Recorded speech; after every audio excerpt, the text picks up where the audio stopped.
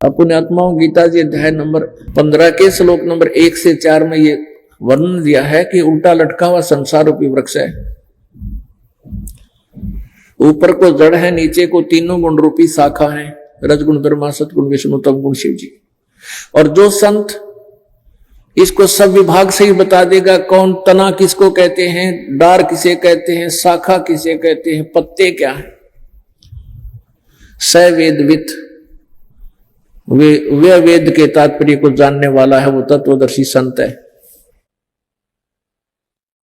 फिर उस तत्वदर्शी संत के मिलने के उपरांत, उससे ज्ञान समझने के पश्चात इस अज्ञान रूपी गुत्थी को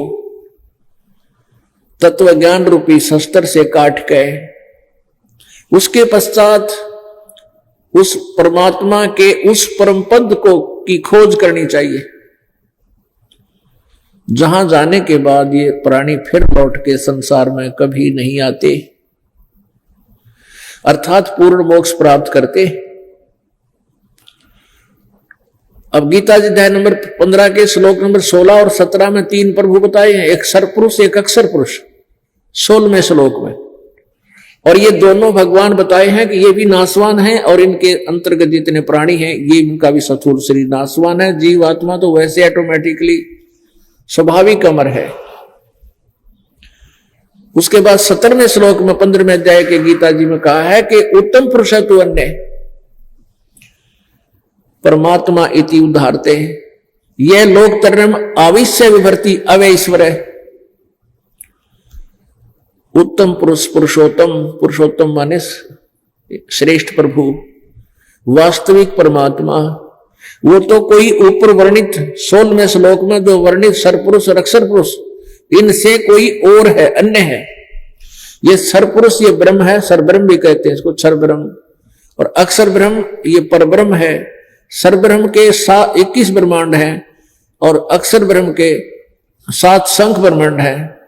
और जो इनसे अलग जो परमात्मा है, वास्तव में जो भगवान कहलाता है, उसके असंख्य ब्रह्मांड है, सबके ऊपर कुल का मालिक है। तो इसमें लिखा है कि उत्तम पुरुष तो अन्य परमात्मा इति उदाहरते, यह लोक तरम आविश्य विवर्ति अवैश्वर है। यह परमात्मा तीनों लोकों में प्रवेश करके और सबका धारण पोषण करता है। ये वास्तव में अविनाशी प्रभु है, अविनाशी परमात्मा है। अपनात्मा यहां यजुर्वेद अध्याय नंबर 5 के श्लोक नंबर 1 में 2 बार इसी का प्रमाण है। अग्नि माने परमेश्वर, तनो माने शरीर, सह शरीर, असी माने है, वो परमेश्वर सह शरीर है। और विष्णुवे तवा सोमस्य तनुरसी, विष्णुवे माने सबका धारण पोषण करने के लिए भी वो परमात्मा अन्य शरीर रखता है। जैसे स्वामी रामानंद जी को, संत गरीबदास जी को, संत नानक दास साहिब जी को, संत दादू दास जी को, संत मलुक दास जी को और संत गीसा दास जी को परमात्मा यहां से लेके उनकी आत्मा को सचखंड में, उन्होंने जाकर यही देखा था कि एक रूप तो परमात्मा यहां घूम रहे हैं और दूसरे रूप में सचखंड के सिंहासन पर विराजमान है, ओवरऑल कंट्रोलर के रूप में।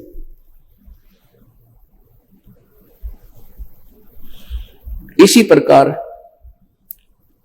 यजुर्वेद बता रहा है कि परमात्मा सह शरीर है और 2 रूपों में शरीर धारण है। एक तो अनंत कोट ब्रह्मांड के स्वामी रूप में वहां विराजमान रहता है और वही अन्य रूप धारण करके यहां पृथ्वी पर भी हमें सत भक्ति से ओत प्रोत करने के लिए आता है, हमारा धारण पोषण करता है।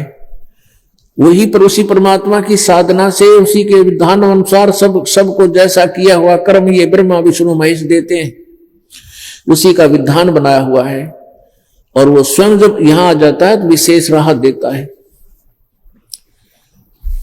तो इस प्रकार परमात्मा सह शरीर है, मानव सदृश्य है, वो साकार है।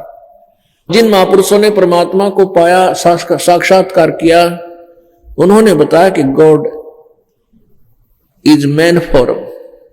परमात्मा मनुष्य जैसा है। और जितने भी आज तक हिंदू धर्म के किसी भी संत ऋषि में ऋषि की छुरी देख लो उठाकर सिद्धांत उनके अनुभव, वो कहते हैं परमात्मा निराकार है। मुसलमान धर्म से पूछ लीजिए, वो कहते हैं परमात्मा बेचून है, बेचून में निराकार है। और ईसाई धर्म से के किसी भी अनुयायी से पूछिए, गॉड इज फॉर्मलेस, परमात्मा निराकार है। और हमारे सदग्रंथ का वो साकार है, मनुष्य दृश्य। पुण्यात्माओं, परमेश्वर की एक वाणी है, मोती मुक्ता दर्शत नाई, ये जग है सब अंदरे, दिखत के तो नैन चश्म, इनका फेरा मोतिया बंदरे।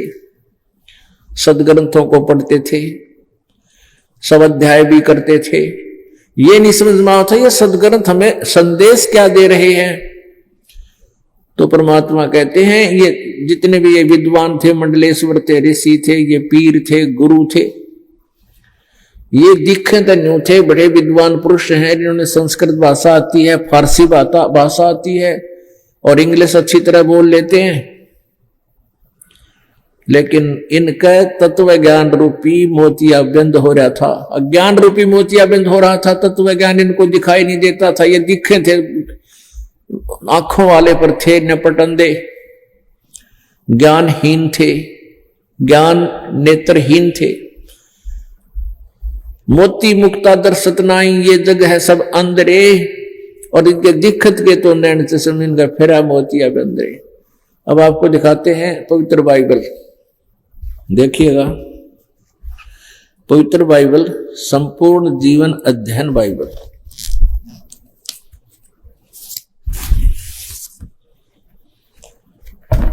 पवित्र बाइबल, संपूर्ण जीवन अध्ययन Bible, general editor Donald C Stamps MA MDV, associate editor J Wesley Adams PhD। ये वही यहां हिंदी में लिखा है सारा कुछ।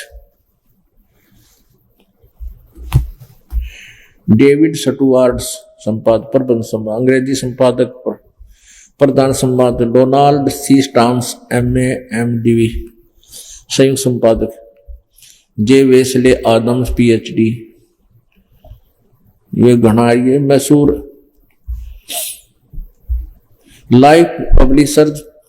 ये कहां से छपा है? इंटरनेशनल स्प्रिंगफील्ड मसूरी USA से छपा है। अब हम इसमें ये देखेंगे, इसकी उत्पत्ति का देखते हैं ग्रंथ। ये है उत्पत्ति ग्रंथ है। इसमें अंग्रेजी में इसको ये लिखा है जेनेसिस 1 फर्स्ट, 4 पृष्ठ पर। यहां इसमें लिखा आरंभ में, आदि में परमेश्वर ने आकाश और पृथ्वी की सृष्टि की। पृथ्वी बेडौल और सुनसान पड़ी थी और गहरे जल के ऊपर परमात्मा का अंधियारा था तथा परमेश्वर का आत्मा जल के ऊपर मंडराता था। जब परमेश्वर ने कहा उजियारा हो, उजियाला हो गया। और परमेश्वर ने उजियाले को देखा अच्छा है, और परमेश्वर ने उजियाले को अंधियारे से अलग किया। और परमेश्वर ने उजियाले को दिन और अंधियारे को रात कहा। तथा सांझ हुई, फिर भोर हुआ, इस प्रकार पहला दिन हो गया। फिर परमेश्वर ने कहा कि जल के बीच एक ऐसा अंतर हो कि जल 2 भाग हो जाए। तब परमेश्वर ने एक अंतर बनाकर उसके नीचे के जल और उसके ऊपर के जल को अलग अलग किया, और वैसा ही हो गया। सांझ हुई, फिर भोर हुआ, इस प्रकार दूसरा दिन हो गया। इस प्रकार ये तीसरा दिन हो गया।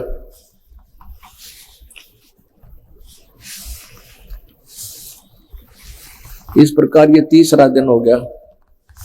फिर ये चौथा दिन में कुछ और रचना करी, चौथा दिन हो गया। फिर ये प्रश्न नंबर 5 पर आ गया। उत्पत्ति 1 और 2 इस पर, तथा सांझ हुई फिर भोर हुआ, इस प्रकार 5वां दिन हो गया। छठे दिन में देखना फिर 26 नंबर ये श्लोक है। फिर परमेश्वर ने कहा, हम मनुष्य को अपने स्वरूप के अनुसार अपनी समानता में बनाए। वे समुद्र की मछलियों और आकाश के पक्षियों और घरेलू पशुओं और सारी पृथ्वी पर सब रेंगने वाले जंतुओं पर जो पृथ्वी पर रेंगते हैं अधिकार रखें। यानी उनका कंट्रोलर हो, मनुष्य को इतना समझदार बनाऊं और अपने जैसा बनाऊं। तब परमेश्वर ने मनुष्य को अपने स्वरूप के अनुसार उत्पन्न किया। अपने ही स्वरूप के अनुसार परमेश्वर ने उसको उत्पन्न किया। नर और नारी करके उसने मनुष्यों की सृष्टि की। ओहो, पुण्यात्माओं, आप जी ने अपनी आंखों देखा, पवित्र बाइबल पढ़ा, इसमें स्पष्ट कहा है कि परमात्मा ने कहा, परमेश्वर ने कहा कि मनुष्य को हम अपने स्वरूप, अपने जैसी सकल सूरत का बनावांगे, और ऐसा ही बना दिया। नर और नारी करके उनकी सृष्टि कर दी। तो इससे सिद्ध हो गया कि मनुष्य भी हमारे जैसा है। और सूक्ष्म वेद में जिन परमात्मा देखा, गरीबदास साहेब जी ने अपनी सूक्ष्म वाणी में, अमर वाणी में परमात्मा के दर्शन करके कहा कि हमरे ही उनिहार है हमारा सृजनहार। उनिहार माने हमारे जैसा, हमारे जैसी शकल का, हमारे जैसे आकार का वो परमात्मा है हमारा सृजनहार, हमारा रचने वाला। इसमें एक और खास बात बताई है बाइबल में कि परमात्मा ने फिर कहा कि मनुष्यों के लिए मांस खाने का आदेश नहीं है। इसमें कहा कि तुम्हारे लिए पृथ्वी पर जितने भी बीज वाले पौधे, बीज वाले फल हैं, बीज वाले पौधे हैं और ये फलदार वृक्ष हैं, ये तुम्हारा आहार होगा। इसी प्रकार अन्य प्राणियों के लिए भी ये घास फूस ही खाने को बताया है। परमात्मा का आदेश मांस आहार का नहीं है, ये देखिएगा। अब हम ये जेनेसिस यानी उत्पत्ति पढ़ रहे हैं। ये 2 पे हम आगे 26, 2 का हमने 1 का 26 पढ़ रहे थे। ये आपने पढ़ा, हम मनुष्य को अपने स्वरूप के अनुसार बना, अपनी समानता में बनाए, ऐसा कर दिया। तब परमेश्वर ने 27 में परमेश्वर ने मनुष्य को अपने स्वरूप के अनुसार उत्पन्न किया। अपने स्वरूप के अनुसार परमेश्वर ने उसको उत्पन्न किया। 2-3 बार लिख रखा है। और नर नारी करके उसकी मनुष्य की सृष्टि की। मनुष्य नर नारी हम बनाए, ऐसा ही भगवान है हमारे जैसा। आगे देखो, फिर परमेश्वर ने कहा, सुनो, जितने बीज वाले छोटे छोटे पेड़ सारी पृथ्वी के ऊपर हैं, जितने वृक्षों में बीज वाले फल होते हैं, वे सब मैंने तुमको दिए हैं, वे तुम्हारे भोजन के लिए हैं। इसमें कितने बकरे काट के, गऊ काट के खाने का, मांस खाने का कति आदेश नहीं है। और जितने भी पृथ्वी के पशु और आकाश के पक्षी और पृथ्वी पर रेंगने वाले जंतु हैं, जिनमें जीवन के प्राण हैं, उन सब के खाने के लिए मैंने सब हरे हरे छोटे पेड़ दिए हैं। ये घास फूस पौधे वैसा ही हो गया। तब परमेश्वर ने जो कुछ बनाया था सब देखा, तो क्या देखा कि वह बहुत अच्छा है। सांझ हुई तथा सांझ हुई फिर भोर हुआ, इस प्रकार ये 6वां दिन हो गया। अब 7वां दिन क्या लिखा कि यूं आकाश और पृथ्वी और उसकी सारी सेना का बनाना समाप्त हो गया। और परमेश्वर ने अपना काम जिसे वह करता था 7वें दिन समाप्त किया। ठीक हो गया, विश्राम किया। सारे 7वें दिन सारे काम से विश्राम किया। अब हम कुरान शरीफ को रूबरू कराते हैं। अभी आपने पवित्र बाइबल में स्पष्ट देख लिया, परमात्मा ने मनुष्य को अपने जैसा बनाया, तो परमात्मा भी नर आकार जैसा नर आकार है। और 6 दिन में सृष्टि रची, 7वें दिन विश्राम किया। और यही पवित्र बाइबल ना पवित्र कुरान शरीफ समर्थन देगा कि वो परमात्मा कबीर है 6 दिन में जिसने सृष्टि रची 7वें दिन तख्त पर जा बैठा। 6 दिन में सृष्टि रच के भगवान को चला गया सतलोक, पाछे थी काल ने बागडोर संभाल ली। उसके बाद जो भी सदग्रंथ में, पवित्र बाइबल में जो कुछ भी लिखा है, ये काल के देवताओं द्वारा दिए गए आदेश हैं, वो पालन करने योग्य नहीं है, जो हमारे सूक्ष्म वेद से नहीं मिलते। पवित्र बाइबल में आगे चल के मांस खाने का भी प्रावधान बताया है। वो कैसे बताया है कि उसमें प्रमाण दिया है कि ये जितने भी इनके पैगंबर या संत हुए हैं, हजरत ईसा मसीह के अंदर भी प्रेत अंदर उनको ये वो बोले अच्छी आत्मा, नेक आत्मा, वो पितर और अन्य देव जो भूत बने हुए हैं वो उसमें बोलते थे। और फिर कईयों में ये अन्य आत्मा, दुष्ट आत्मा कहते, भूत वातान, ये भी बोलते थे। तो उन्होंने आगे आदेश दिए गए हैं, जैसे यहां कहता है कोई हिंदू धर्म के अंदर भी आप देखते हो भूत बढ़के किसी में, हनुका में भैरव हूं, ओ भैरव हूं, कोई का मैं दुर्गा बोलूं, सारे भूत है वो बकवादी। कोई का बकरे लाओ मेरी खातर, वो डरते बकरी काटने लागे। दूने पापी और बना दिए नालायका ने, किन्होंने ये अंदर बोल के भूत, और अपने आप को कोई कुछ बता रहा है, कोई कुछ बता रहा है। तो पुण्यात्मा अब पवित्र कुरान शरीफ और क्लियर करेगी।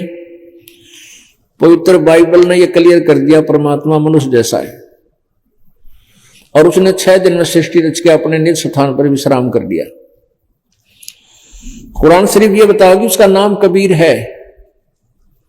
ये देखिएगा, ये है पवित्र कुरान शरीफ।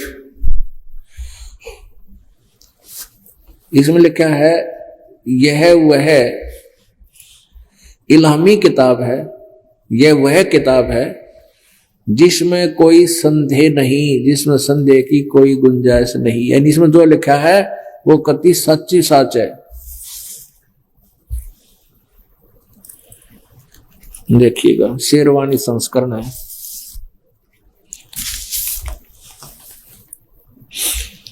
ये वही है, ये वही इस्लामी किताब है जिसमें संदेह की गुंजाइश नहीं। और ये है मुतरजम है बरहासियस, यानी अनुवाद सटीपन, इसका अर्थ है, इसका अर्थ ही ब्रैकेट में रखे, ऐसा होता है। शास्त्रीय अरबी पद्धति पर नागरी लिपि में शेरवानी संस्करण, प्रकाशक हैं लखनऊ किताब घर, मौसम बाग, सीतापुर रोड, लखनऊ। इसमें देखिएगा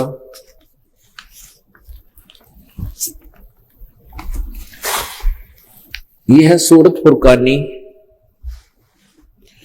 ये कुरान शरीफ है, और यह है सूरत फुरकानी, सुरतुल, इसको सूरत बोलते हैं, सुरतुल फुरकानी 25, और आयत नंबर ये 52 है।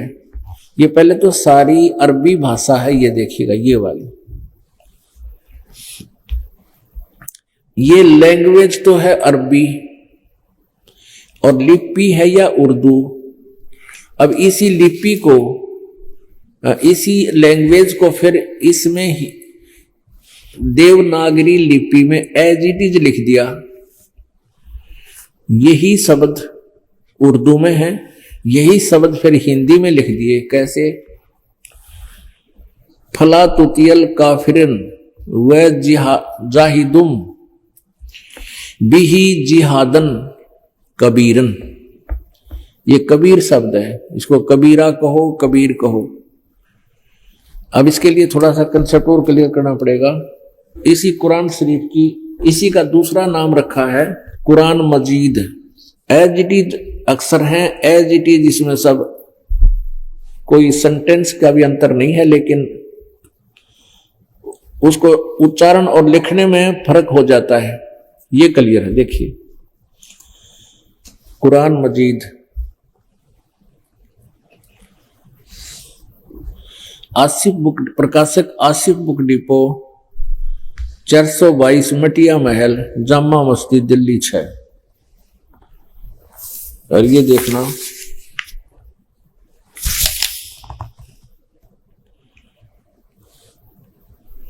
हिंदी मुतरजम तर्जुमा मौलाना फतेह मोहम्मद खान साहिब जालंधरी, मौलाना तसही मौलाना अब्दुल मजीद सरवर साहिब, प्रकाशक ये फरीद बुक डिपो लिमिटेड, नई दिल्ली। इसमें देखिएगा ये है सूरत फुरकानी 25 कुरान मजीद, और इसमें 570 है, उसमें 604 पृष्ठ है। फिर दिखाऊंगा, यहां देखना एज इट इज, इसमें कोई अंतर नहीं। ये नीचे 52 नंबर एज इट इज बिल्कुल। फला तुतियल काफिरन ने व जाहिदुम बिही जिहादन कबीरा, ये कंसेप्ट क्लियर करना चाहता था दास। उसमें कबीरन समझ गया, कोई ने सोचा कि इसका अर्थ और बनता हो ये कबीरा, तो इसको कबीर कहो चाहे कबीरन कहो, बस इससे इतना ही लेंगे। अब हम फिर कुरान शरीफ को ही लेते हैं। अब कुरान शरीफ को ही आपको सुनाएंगे। ये कबीर और कबीरन एक का बात है। अब इसमें क्या बताया है आपको, मौखिक बता दिया था। अब फिर इसी के अंदर रूबरू कराते हैं आपको सदग्रंथों से।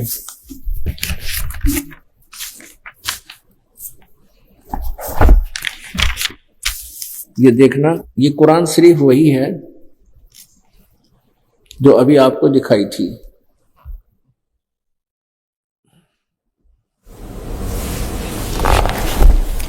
ये प्रश्न नंबर 604 दिखाना रह गया था, ये देखिएगा।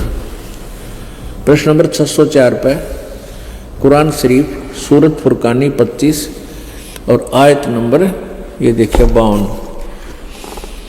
फला तुतियल काफिरिन व जाहिदुम बिही जिहादन कबीरन, जैसे संस्कृत में लिखते हैं ना उत्तमम, मैं हट जाता और अलंत वाला उत्तम रह जाता है, तैसे ये कबीरन ये न हट जाएगा, कबीर रह जाएगा, कबीर 52 में। इसका अर्थ इन्होंने किया है, यहां पर देखिएगा, इन्हीं का अनुवाद देखिए। एक तो ए पैगंबर, तुम काफिरों का कहा न मानना और इस कुरान की दलीलों से उनका सामना बड़े जोर से करो। इन्होंने कबीर का अर्थ बड़ा कर दिया। अच्छा आगे देखो, अब इस वास्तव में यह है कि ये वो कबीर नामक परमात्मा है, उसके लिए तो संघर्ष कर। ये 607 पृष्ठ पे, अब 53 नंबर आयत हम यहां पढ़ेंगे। और वो कबीर नामक परमात्मा और वही है, वो परमात्मा वही है जिसने 2 दरियाओं को मिला चलाया, एक मीठा और प्यास बुझाने वाला और एक खारी कड़वा, और दोनों में एक आड़ और मजबूत रोक बना दी। अभी आपने पवित्र बाइबल में पढ़ा था, वही। और वही है जिसने पानी की बूंद से आदमी को पैदा किया, फिर उसको साहिब नसब यानी बेटा बेटी ससुराल वाला यानी किसी का दामाद बहू बनाया। और तुम्हारा परवरदिगार हर चीज को करने में शक्तिमान है।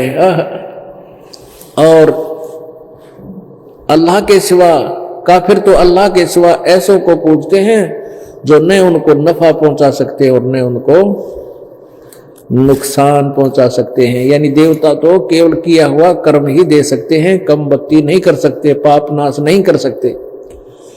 और काफिर तो अपने परवरदिगार से पीठ दिए हुए हैं, मुंह मोड़े हैं। तो ए पैगंबर, हमने तुमको खुशखबरी सुनाने और सिर्फ आजाब से डराने के लिए भेजा है। 56 अब 57 में आयत नंबर 57 में, श्लोक नंबर 57 में सूरत फुरकानी नंबर 52 की आयत है ये। इन लोगों से कहो कि मैं तुमसे इस अल्लाह के हुक्म का पर कुछ मजदूरी नहीं मांगता। हाँ, जो चाहे अपने परवरदिगार तक पहुंचने की राह इख्तियार कर ले। और ए पैगंबर, उस जिंदा पर भरोसा रखो हजरत मोहम्मद जी को परमात्मा, इस पैगंबर हजरत मोहम्मद जी को जिंदा महात्मा के रूप में मिले थे, जैसे गरीबदास जी को, नानक साहिब जी को, मुल्कदास जी को मिले थे। उस जिंदा पर भरोसा रखो जो कभी मरने वाला नहीं, अर्थात वो वास्तव में अविनाशी है। और सिर्फ तारीफ के साथ उसकी पाकी बयान करते रहो और अपने बंदों के गुनाहों से, आपके जो पाप हैं उसकी दृष्टि में है वो उनको नाश कर देगा। वह काफी, यहां काफी कर दिया उस कबीर, खबीर का अर्थ यहां इन्होंने, ये 58 आयत है, ये देखिएगा, ये 58 आयत है। इवादही खबीरा, इवादही माने पूजा के योग, कबीर माने कबीर तो खबीर कहो, ये बोलने लिखने में फर्क हो जाता है। इवादही खबीरा, इवादही माने पूजा के योग है वो कबीर परमात्मा। और इन्होंने इसका अर्थ यहां कर दिया वो काफी, यानी बहुत, ये 58 है। तो वो अपने बंदों के गुनाहों से, अपने बंदों के गुनाहों से वह कबीर खबरदार है, खूब जानता है और उनको नाश कर दे। 59 में देखना, जिसने, ये वही कबीर नामक परमात्मा वही है जिसने आसमान और जमीन और जो कुछ उनके बीच में है सबको 6 दिन में पैदा किया, फिर तख्त पर जा विराजा। वह अल्लाह बड़ा, वह अल्लाह कबीर, यहां कबीर लिखना था, वो अल्लाह कबीर है और वो दयालु है। इन्होंने अर्थ कबीर का अर्थ लिख दिया। 59 में देखना, इधर ये 59 है आयत। अरहमानो असफल बिही खबीरन, यू कबीर शब्द है, इसका भी अर्थ इन्होंने बड़ा कर दिया। यहां देखना, ये 59 नंबर चल रही है। जिसने आसमान और जमीन और उसके, उनके बीच में है सबको 6 दिन में पैदा किया, फिर तख्त पर जा विराजा। वह अल्लाह कबीर, वह अल्लाह कबीर रहमान है, दयालु है। तो उसकी खबर, उस कबीर नामक परमात्मा की, पूर्ण परमात्मा की, जो कुरान शरीफ का ज्ञान दाता अल्लाह भी नहीं जानता, उसके बारे में कह रहा है। तो उसकी खबर किसी बाखबर इल्म वाले से पूछ देखो, तत्वदर्शी संत से पूछ देखो। अपनात्मा आपको अब ये रूबरू हो गया, शब्दग्रंथ हमें हमारे क्या बता रहे हैं। पवित्र बाइबल और पवित्र कुरान शरीफ, इन दोनों पवित्र सदग्रंथों ने आपस में रल मिलकर ये कति कंसेप्ट क्लियर कर दिया। परमात्मा साकार है, मनुष्य सदृश है, और जिसने 6 दिन में सृष्टि रची वो परमात्मा कोई और है। कुरान शरीफ के ज्ञानदाता जो अल्लाह, मुसलमान धर्म इसको अपना अल्लाह मानते हैं, भगवान मानते हैं, वो हजरत मोहम्मद को संदेश दे रहा है कि उस परमात्मा के विषय में वो कोई और परमात्मा है, वो बड़ा भगवान मान लो, ये बड़ा मानना है, वो कबीर परमात्मा है। यदि मुसलमान भाई इस कबीर का अर्थ बड़ा करके चले तो वो जो अल्लाह कुरान शरीफ का ज्ञान दे रहा है उससे कोई और है बड़ा भगवान, और उसकी जानकारी कुरान शरीफ में नहीं है, कोई तत्वदर्शी संत बताओगा। इति सिद्धम। और वो परमात्मा जिंदा रूप में हजरत मोहम्मद जी को मिले थे। सूक्ष्म वेद में बताया गरीबदास साहिब जी ने कि कबीर जी ने मुझे बताया कि हम मोहम्मद को वहां ले गए हो, इच्छा रूपी वहां नहीं रहो। कबीर जी परमात्मा अपने यहाँ एक, इस ब्रह्मांड में भी एक मिनी सतलोक है कबीर परमात्मा का, और वो इन यहाँ के भगवानों की रेंज से बाहर है, उनको उसकी खबर नहीं है। जैसे राजदूत भवन होते हैं, एम्बेसडर हाउस प्रत्येक कंट्री का, प्रत्येक कंट्री में, तो यहाँ परमात्मा का एक राजदूत भवन है, और वहां परमेश्वर इस मोहम्मद जी को लेकर गए। लेकिन उस समय तक हजरत मोहम्मद जी के लाखों की संख्या में अनुयायी हो चुके थे, और ये वहां रहे नहीं, यहाँ की प्रभुता इनको वापस खींच लाई। अब कबीर परमात्मा ये बताना चाहते हैं कि हजरत मोहम्मद जी ने हमारी बात को माना नहीं, लेकिन उसने आप जी को बिस्मल करण की सलाह नहीं दी। हाँ, मोहम्मद को वहां ले गयो, इच्छा रूपी वहां नहीं रहो, उल्ट मोहम्मद महल पठायो, इस शरीर में वापस भेज दिया, उसकी आत्मा निकाल ले गई थी। उल्ट मोहम्मद महल पठाया, गुज बीरज एक कलमा लाया, रोजा बंग नमाज दई रे, बिस्मल की नई बात कही रे। कि उसने आप जी को रोजा और ये आवाज लगाकर पूजा करना और ये नमाज रोजा बंग नमाज दे रे, रोजे करने भी बताए, बंग देना आवाज लगाना भी बताया और नमाज भी दी और बिस्मिल की नई बात कही रे। नबी मोहम्मद नमस्कार है राम रसूल कहाया, 1,80,000 को सौगंध जिन नहीं कर चलाया। हजरत मोहम्मद जी के सीधे 1,80,000 मुसलमान यानी ये अनुयायी बने थे और कहते उनको सौगंध है, कसम है उनको, उन्होंने कभी किसी ने तुम्हारे की तरह ये बकरे गऊ काट कर नहीं खाई। नबी मोहम्मद नमस्कार है राम रसूल कहाया, 1,80,000 को सौगंध जिन नहीं कर चलाया। अरस कुर्स पर अलह तकत है, अरस कुर्स पर आसमान के आखिरी छोर पर सतलोक में अरस कुर्स पर अलह तकत है, पर खालिक बिन नहीं खाली। और वो पैगंबर पाक पुरुष थे साहिब की अब्दाली, वो पुण्यात्मा हजरत मोहम्मद और उनके 1,80,000 अनुयायी, वो तो पवित्र आत्मा थी, परमात्मा की कृपा पात्र थे, वो ये गंध नहीं खाते थे। नबी मोहम्मद नमस्कार है राम रसूल कहाया, 1,80,000 को सौगंध जिन नहीं कर चलाया। और अरस कुर्स पर अल्लाह तकत है, खालिक बिन नहीं खाली। वो परमात्मा भले ही ऊपर सतलोक में रहता है, लेकिन उसकी दृष्टि से, उसकी रेंज से कोई भी बार नहीं है, पूरे ब्रह्मांड उसकी नजर में है। अरस कुर्स पर अल्लाह तकत है, खालिक बिन नहीं खाली। और वो पैगंबर पाक पुरुष थे साहिब के अब्दाली, वो परमात्मा बहुत प्यारी आत्माएं थी, उन्होंने कभी मांस नहीं खाया। अपने आत्माओं यजुर्वेद के विषय में आपको हमने दिखा दिया, बहुत बार दिखाया है, लेकिन अब समय का अभाव है, इसलिए तो आज हम आपको यही क्लियर करना चाहते थे, परमात्मा कैसा है और उसका नाम क्या है, वो रहता कहाँ है। और वो परमात्मा स्वयं बताते हैं, 16 शंख पर हमरा तकिया, हम गगन मंडल के जिंदा, हुक्म हिसाबी हम चल आए, ये काटन काल का फंदा।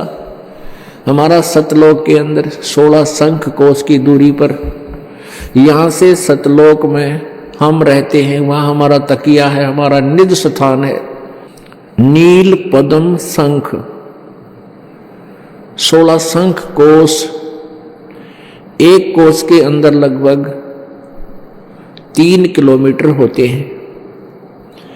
48 शंख किलोमीटर दूरी पर, जैसे अरब खरब नील 10 नील पद्म 10 पद्म है, पद्म 10 पद्म नील 10 नील, फिर शंख 10 शंख, ऐसे कितनी कहते वहां पर हम रहते हैं यहां से। और आप जी को वहां जाने के लिए इस सत्य भक्ति रूपी, इस सच्चे नाम रूपी नाम की कमाई करनी पड़ेगी।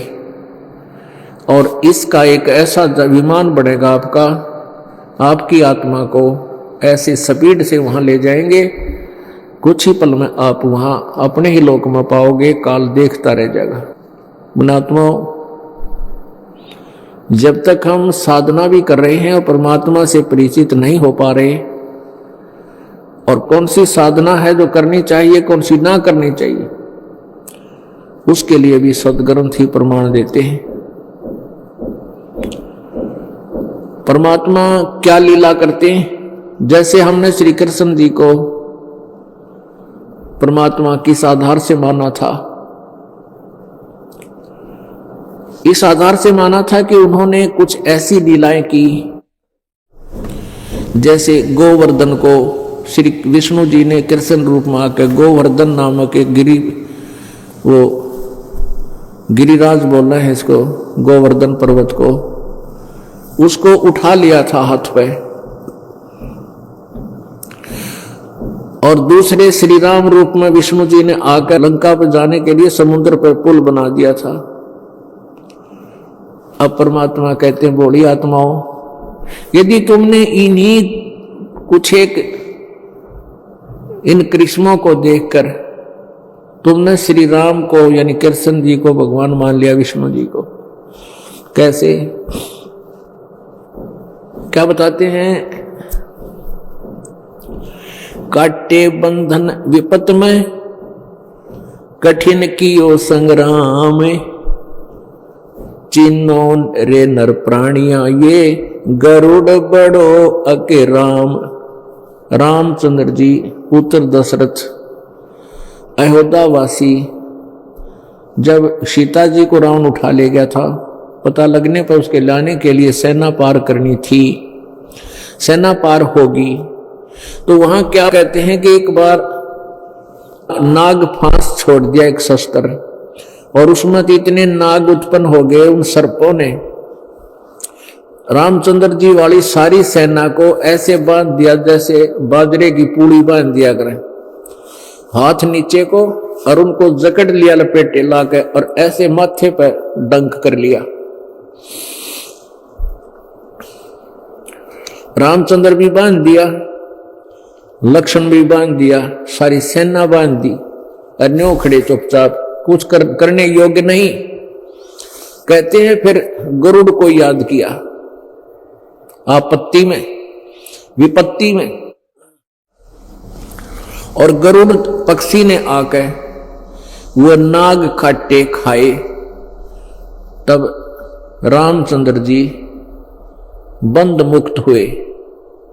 अब क्या बताते हैं, तुम इसको भगवान कह रहे हो, कहते हैं काटे बंधन विपत में वहां कठिन कियो संग्राम, और चिन्हो रे नर प्राणिया थारा यो गरुड़ बड़ो थारो राम।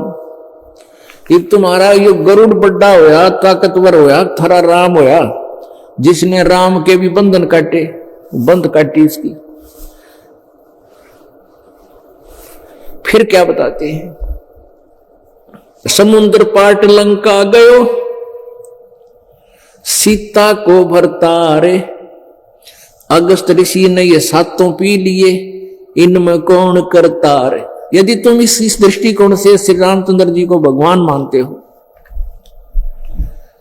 कि उन्होंने समुद्र पर पुल बना दिया और पुल बनाकर सेना तार ले गया, समुद्र पर पुल बनाने मात्र से तुमने इनको भगवान मान लिया, और अगस्त ऋषि ने सारे सातों के सातों एक घूंट में पी लिए थे। पुण्यात्माओं, आध्यात्मिक शक्ति में, आध्यात्मिक जो शक्ति है वो बहुत प्रबल है। ये वैज्ञानिक अब ये केमिकल मिला मिलू का और ये आसमान में जहाज छोड़ छाड़ कर नहीं सोच लिया भगवान सही को इनकी थे, नहीं, तुमने 100 साल में जो प्रोग्रेस करी है वो सारी फेल, और एक पल में परमात्मा की शक्ति से पता नहीं क्या हो जाए, वचन से। तो ऐसे एक सिद्धि प्राप्त कर ली थी, एक सिद्धि होती है, सब सागर पी लेती है, सब समुद्रों को पी सकता है। अगस्त ऋषि जी ने सारे जीवन में एक सिद्धि प्राप्त की, सागर पीण की। सातों सागरों को, सारे समुद्र को, यानी जितने भी पृथ्वी पर जल है, समुद्र है, सातों समुद्रों को एक ही घूंट में पी गया और कति खाली हो गया, खोखायो। सब तालाब खाली पड़े, सूखे पड़े खंडरिए। तब देवताओं ने हाथ जोड़े, प्रार्थना करी, ऋषि लोग आए, तब उसने उल्टा ही कुरला कर दिया, सातों समुद्र भर गए। अरे तुम तो ये कह रहे हो कि समुद्र के ऊपर पुल बनाने से पत्थर तरा दिए, वो भी पत्थर किसने तराए हो तो बाद में बताऊंगा, और इसी से तुम मान रहे हो कि रामचंद्र वाज गॉड। तो अगस्त ऋषि ने सारे समुद्र पी लिए थे, इनमें कौन भगवान। समुद्र पाट मान समुद्र को इसके ऊपर के ढांप के इसको ऊपर पुल बना के, समुद्र पाट लंका गयो, सीता को भरतारे, अगस्त ऋषि ने सातों पी लिए, इनमें कौन करतार। गोवर्धन श्री कृष्ण धारो, द्रोण गिरी हनुमंते, और शेष नाग सब सृष्टि उठारा, इनमें कौन भगवंते। तुम्हारे ही लोक वेद में, तुम्हारी दंत कथाओं में, पुरानी कथाओं में आप ही बताते हो कि सारी सृष्टि, सभी ब्रह्मांड के सभी लोकों को शेष नाग उठा रहा अपने सिर पे, और उनमें से एक ये पृथ्वी भी है और विष्णु लोक भी है। तो यहां परमात्मा कहते हैं कि तुमने एक श्री कृष्ण जी को, विष्णु जी को एक गोवर्धन उठाने मात्र से भगवान की संज्ञा में ले लिया, तो हनुमान ने द्रोणागिरी उठाया पर्वत, और शेष नाग जिसके ऊपर ये गोवर्धन रखा इस पृथ्वी भी सारे लोगों को भी उठा रहा तुम्हारे अनुसार। तो इनमें कौन भगवंत।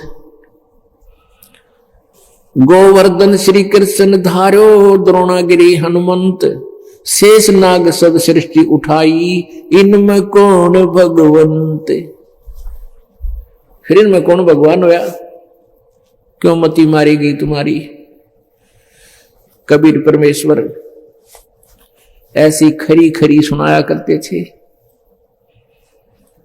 हिंदू और मुसलमानों के वो गुरु लोग परमात्मा के शत्रु बन गए और कहने लगे ये कबीर मेंटल है, ये लबाड़ है, मुंह मावा बांडे है, इसकी मत सुनना। पहले तो मारने की चेष्टा की, बहुत से जुल्म किए, लेकिन उनमें वो सफल नहीं हो पाए। अंत में परमात्मा के साथ बहुत सी और भी जुल्म किए। अब समय का अभाव पुण्यात्माओं, ये एक ऐसा चैप्टर है, ये ऐसा ज्ञान है, इसको 2 घंटे में तक भूमिका बनती है, आगे के बताना चाहते इतने समय हो जाए। तो पुण्यात्माओं धीरे धीरे लगे रहो, सत्संग में आते रहो, कुछ दिनों में आपका ये सारा सिलेबस कंप्लीट हो जाएगा और फिर आनंद आया करेगा अपना भक्ति करने में, सत्संग सुनने में। और आपके जो प्रारब्ध कर्म हैं उनमें पुण्य थोड़े हैं, पाप गड़े। जो पुण्यात्मा पिछले संस्कार अच्छे हैं, पिछले जन्म जन्मांतर के पुण्यों से जिनकी बैटरी चार्ज है, उनका इन्वर्टर चल रहा है, तो वो सुखी नजर आते हैं। घर में भी सुख है, संतान भी सुखी है, अच्छी पोस्ट प्राप्त है, व्यवसाय ठीक है, संतान भी अच्छी जगह विवाह हो गया है, उनके भी बालक बच्चे ठीक है। और जिस दिन ये बैटरी पिछली चार्ज हो जाए, क्योंकि आगे चार्जर ला नहीं रखा, आगे भक्ति कर नहीं रहे, कर रहे हो तो शास्त्र विरुद्ध कर रहे हो, जिसका कोई यूज नहीं। तो फिर जिस प्रकार इन्वर्टर की बैटरी जब डिस्चार्ज हो जाती है, उससे पहले वो सारे काम हो रहे हैं, पंखा भी चल रहा है, बल्ब भी जग रहे हैं, फिर डिस्चार्ज होते ही एकदम झटके मार के ऑफ हो जाएगी। तो पुण्यात्मा जिनकी पिछले जन्म जन्मांतर के बैटरी चार्ज है, वो तो आज सुखी नजर आवे, लेकिन वो आगे चार्जर नहीं लगा रहे, तो उनका ये एक दिन वो बैटरी डिस्चार्ज होगी और एक कदम सब कैर टूट जाएंगे उनके ऊपर। अब पुण्यात्मा पीछे एक बार समाचार पत्र में आया था, एक गवर्नर था हिमाचल एंड पंजाब का, उसके पास डबल चार्ज था,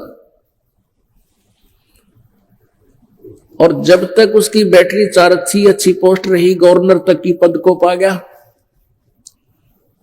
फिर वो उसी समय सोचा रिटायर होने वाला है कि हिली स्टेशन पर एक बहुत बड़ा कोई प्लॉट खरीदूं और वहां बढ़िया कोठी बना के और शेष का जीवन वह मौज से बिताऊंगा।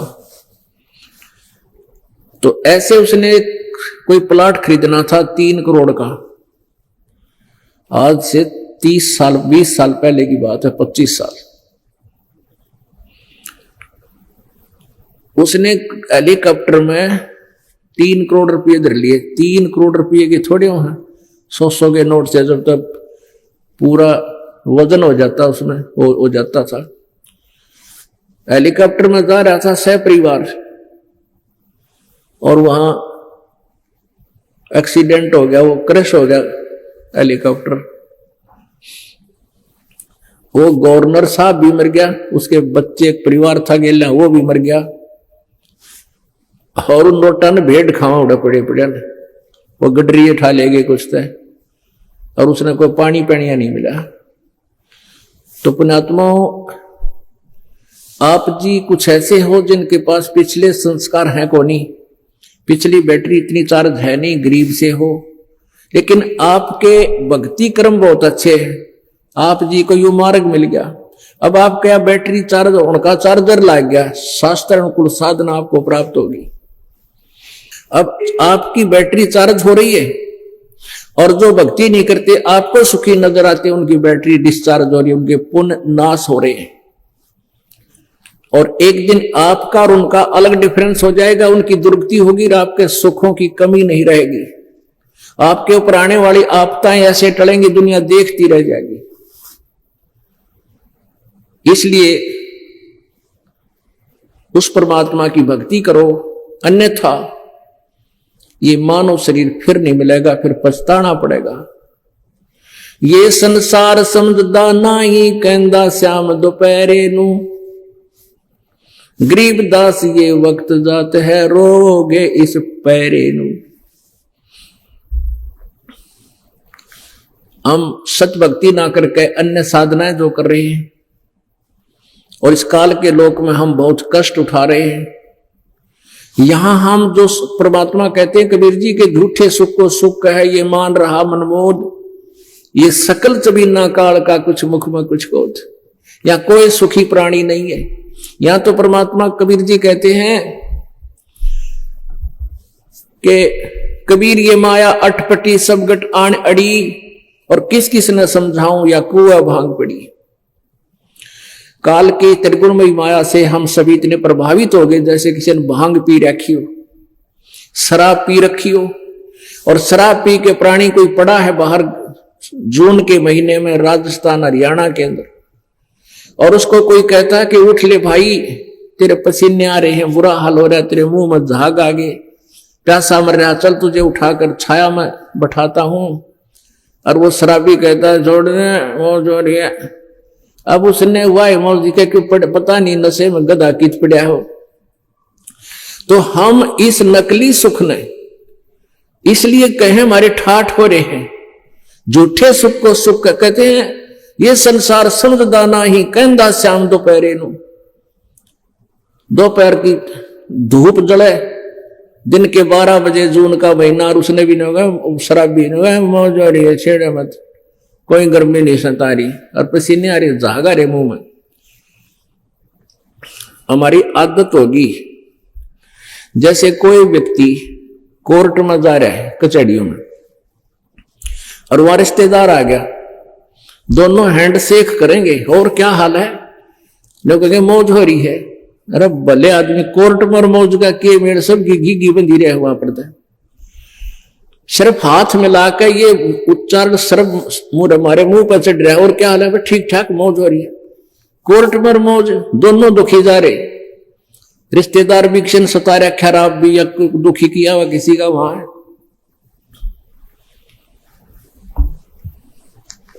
परमात्मा हमें यही बताना चाहते हैं, ये संसार समझदा नाही कहंदा श्याम दोपहरे नू, गरीबदास ये वक्त जात है रोगे इस पैरे नू। इस समय ने मनुष्य जीवन को याद करके रोया करोगे, जब पार नहीं हुए, सद्भक्ति नहीं की तो। अब परमात्मा कहते समझा है तो सर दर पाओ, और बहोर नहीं रे ऐसा दाओ। सत साही।